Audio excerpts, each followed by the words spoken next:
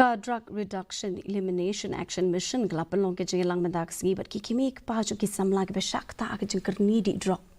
Bania tai halor ki jing e ki khu ju ki kendo kamtam ye ke jing I ben base no bat ki jing di bapen buat.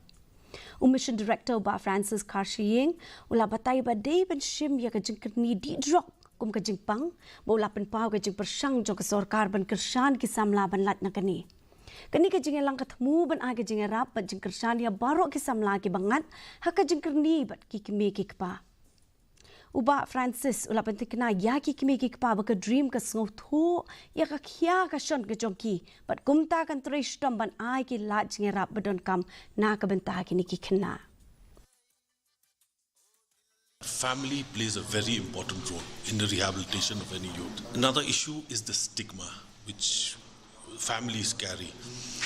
Then there's another issue which, the codependency, which Dr. Rika has just highlighted. One main issue is, families are afflicted by this problem. It is not only the person who's afflicted by this issue, but it is the entire family which is affected. Due to this reason that we requested the families to come and, where we can discuss and provide support, especially from the government side, how we can support them, how we can advise them.